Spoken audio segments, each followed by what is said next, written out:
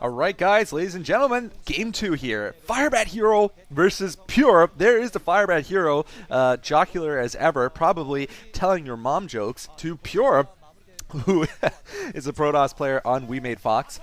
He has been playing for quite a while, doing decently, I guess, in the past mainly, though. And really, lately, he has yet to make a big name of himself. He was a little more promising maybe a year ago or 6 months ago.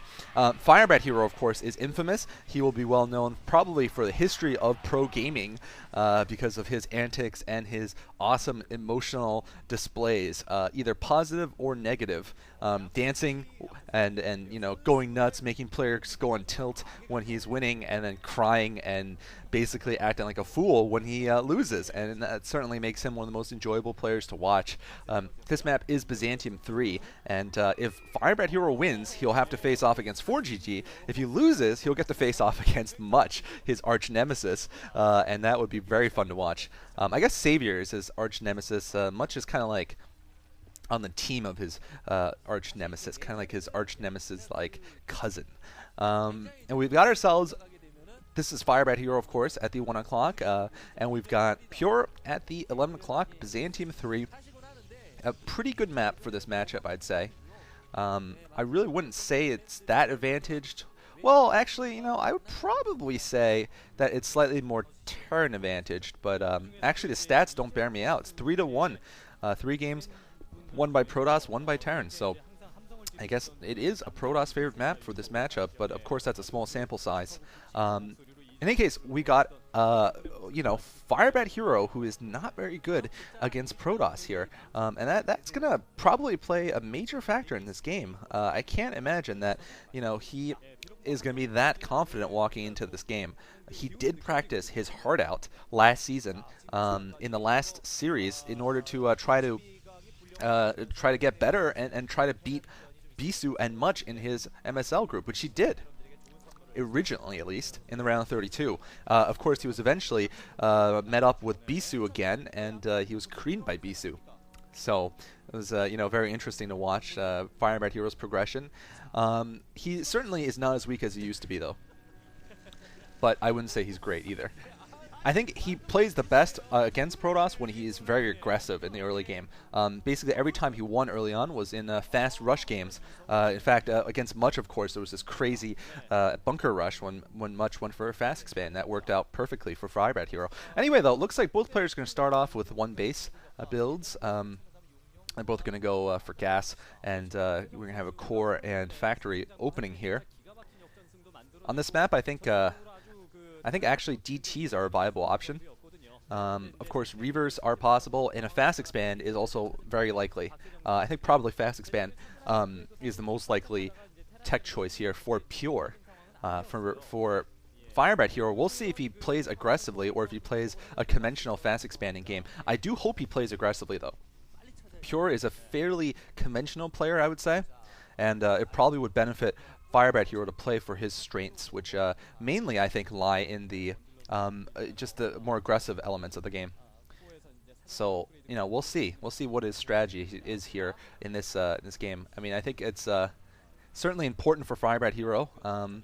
He has perhaps lost some of his confidence in recent months. He did play a great game against Flash, though. He shouldn't feel bad about losing, by the way. So I mean, I guess that wasn't really a confidence downer, but a number of other games he's played have been kind of confidence downers, I would say.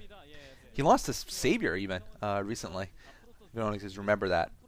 Looks like we've got 48% saying Firebathero will win, and 52% saying Pure will win. So Pure, even though he is only in his 40%, I think he's only 43% I'm seeing here against Terran. Even though he is that low, and even though Firebathero is perhaps to us a more recognizable name, it looks like a lot of people think Pure is going to win anyway, maybe because of Firebathero's recent slump. It looks like the SCV is going to get sniped. No, it's actually going to get in and get a scout out, so that's good. And looks like, whoa, what is going on there for Firebathero on the right side?